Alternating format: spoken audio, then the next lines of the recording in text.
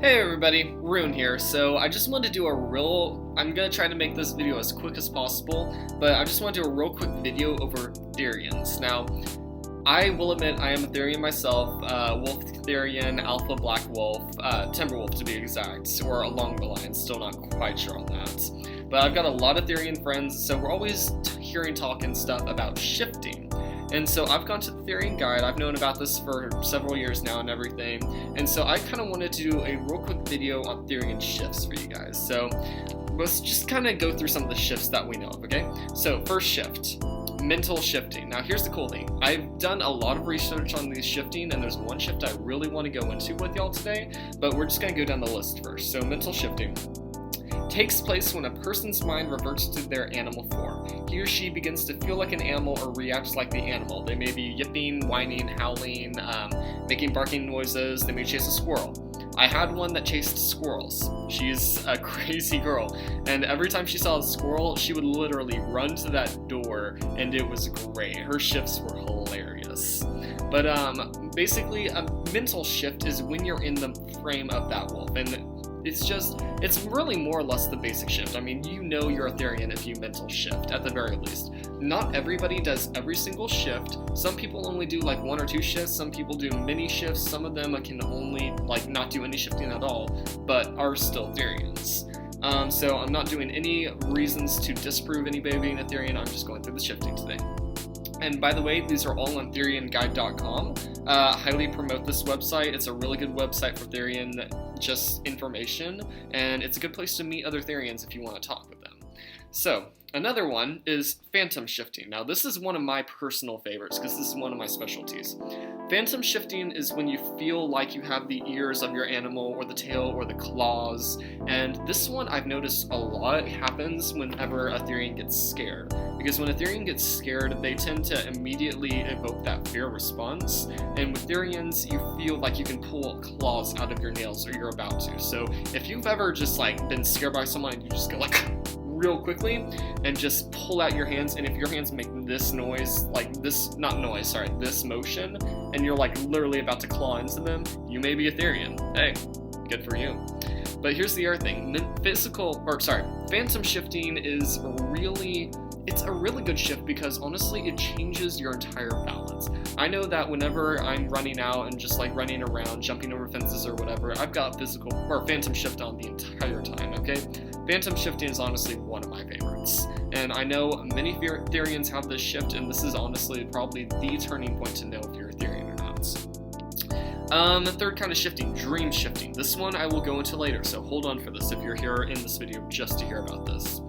The fourth one is sensory shift. Basically, this is when your senses match your animal. So as a wolf, I have really good hearing. I can kind of know when people are around. I feel a little bit faster, and I'm just know where everybody is. A sensory shift, you may be able to feel like someone's looking at you, and you may feel if someone's angry at you and staring at you, bloodlust, all that stuff. It's just kind of giving you an idea, you're able to know things that you're not usually able to know or comprehend or even just understand whatsoever. It goes along a lot with the mental shift, and sometimes even comes with the phantom shift. It's tied in very tightly for those. Bilocation shifting. This is the one where you can kind of move your spirit outside of your body. Now, I can't say I know almost anything about this because I can't do any of it, but I do have some friends who actually do bilocation shifting, and honestly, if you've ever kind of daydreamed and then you feel like you've moved throughout a different area or you're not where you were, you may have been bilocation shifting. It's a pretty cool shift from what I'm able to tell, and my friends have known some pretty weird stuff that they should not have been able to know, so I'm a very big believer in the bilocation shifting. Physical shifting. This is the one that gives us Therians a bad name. This is, if you think you physical shift, let me tell you, you don't. You may be phantom shifting, but you're not physical shifting. Physical shifting is when you grow fur on your arms, you literally become a wolf. Your DNA changes into a wolf and you become a wolf, okay? This is stupid on so many levels. People think that they can become wolves and transform from human to animal physically, a legit change. This is basically where the whole werewolf concept comes in. And this is the most dangerous type of shifting. Some people say they can do it. If they say they can do it, go the other direction. This is the more dangerous side of the Therian realm, and you don't want to be around people who think they can do this, because you just don't want to be in that situation. So to any of y'all younger Therians who may be watching this, just if someone says they can physically shift into their basically Therian form, stay away from them. Okay, I'm just warning y'all right now. Now, going back to the dream shifting, this is the one that really interests me right now, because honestly, I'm a physical Therian. I can do aura shifting, I can do phantom, dream shifting, aura shifting. Basically, you can see the auras of everybody around you. So if you think that they look a certain color, like if they're sad, they look blue. If they're happy, they look orange or something. This is aura shifting. You're able to see your other people's auras, and you may even be able to manipulate your own aura. This goes really well with the sensory shifting. Now, dream shifting is the one that I really want to talk about right now, and it is because I cannot do any dream shifting whatsoever. I know that I have a dream shift, I just cannot control it because my Therian is an asshole. I've more or less made a deal with myself that I will stay away from the dream shifting and let my Therian control that, and on the other side, I will just kind of keep control of all physical abilities. If you're wondering why I've split myself into a version of me that's talking right now and then another version of me that dream shifts, you can ask me that later in the comments and all that stuff. I can do that in another video or something.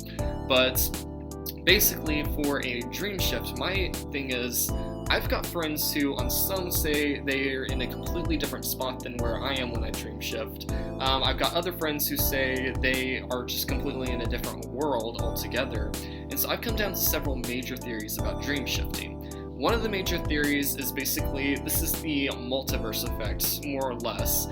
Think, if I'm playing Legend of Zelda, and let's say Ocarina of Time, it's a really easy one to find.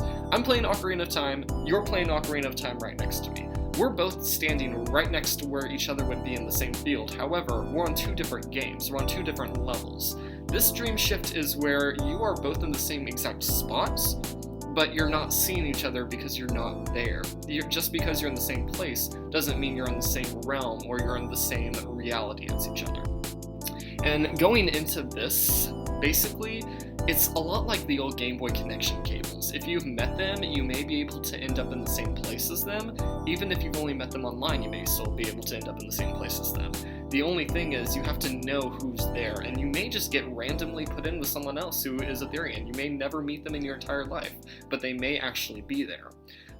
The second theory that we have is that the Therian world is just one massive world with many worlds mixed in. So instead of being Legend of Zelda where every world is very distinct and there's one of them, like Lanrio Desert or the Hylian Field or wherever, there is 100 Lanrio Deserts and 100 Hylian Fields. There's just so many in different versions of them, and they look so different, just like our Earth on its own, that finding other Therians, you may just be randomly dropped in the world and you may end up exactly where you want to start at, but at the same time, another Therian may be there, they may not. Maybe you can find your friends, maybe you can't.